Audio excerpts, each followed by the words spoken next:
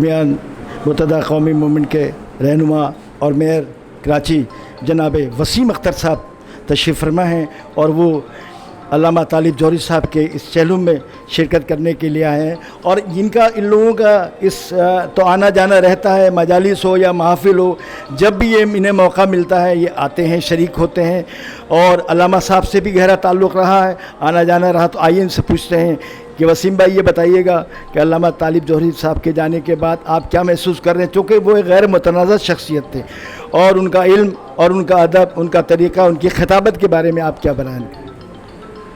بالکل صحیح کہا آپ نے۔ آج ان کے چہلم پہ یہاں ہم موجود ہیں۔ ویسے تو علامہ طالب جوہری صاحب کے ہر ایونٹ میں تقریباً ہم آیا کرتے تھے، اور میں سمجھتا ہوں کہ آج ان کی کمی شدت سے محسوس ہو رہی ہے پورے ملک کو۔ میں اپنی بات نہیں کروں گا، جو ان کی گائیڈنس تھی، جو ان کی دور اندیشی تھی، جس طرح سے وہ مسائل حل کرتے تھے اپنی کمیونٹی کے بھی، اور ہم بہت دفعہ خود ان کے پاس گئے ہیں اور ان سے گائیڈ لائن لی ہے۔ وہ اپنے بچوں کی طرح شفقت سے، بہت نرمی سے، پیار سے سمجھاتے بھی تھے، گائیڈ بھی کرتے تھے۔ کہیں غلط ہمارا فیصلہ ہوتا تھا سیاسی، اس میں ڈانٹ ڈپٹ بھی کرتے تھے۔ بالکل باپ کی طرح شفقت تھی، اور ظاہر ہے ایک بڑا عرصہ ان کے ساتھ گزرا ہے۔ یہ ضرور تھا کہ ایونٹس میں ہی ملاقات ہوتی تھی، مگر جو کمی اور جو خلا ان کی وجہ سے پیدا ہوا ہے، میں سمجھتا ہوں یہ بڑے عرصے تک لوگ اس کو بھول نہیں سکتے۔ بہت شکریہ وسیم اختر بھائی، لیکن یہ بھی ساتھ ساتھ بتاتے چلیے گا کہ جیسا کہ متحدہ قومی موومنٹ کو یہ اعزاز رہا ہے کہ ہمیشہ امن، محبت اور پیار کی بات کی، اس شہر کو جو ہے محبت باٹی، اور خاص طور پہ اہل تشیع اور اہل سنت میں آپ نے اتحاد کروایا، محبت کروائی۔ یہ عمل آپ کا اسی طرح جاری ہے اور جاری رہے گا۔ تو اب آپ کی کاوشیں یہی رہیں گی، اور اس اہل تشیع کے جو دیگر عالم علماء ان سے بھی آپ رابطے میں رہیں گے، اور جو مسائل آپ لوگ حل کرتے رہے، جب مشکلیں آتی رہیں آپ مسائل کا حل کرتے رہیں، چاہے عزاداری کے حوالے سے ہو یا کسی حوالے سے۔ تو انشاءاللہ امید ہے کہ اسی طرح آپ اس میں آگے پیش رہیں گے۔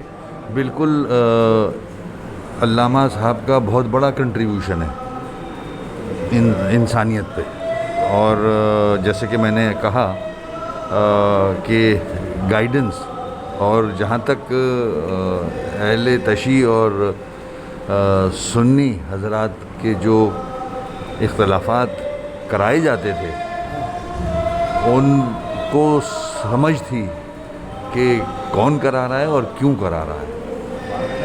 وہ باقاعدہ ہمیں کچھ باتیں بتاتے تھے اور کہتے تھے کہ ان پہ عمل کرو، رزلٹس اچھے آئیں گے۔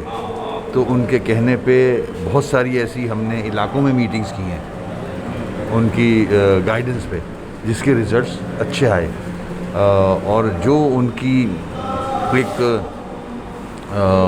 مضبوطی تھی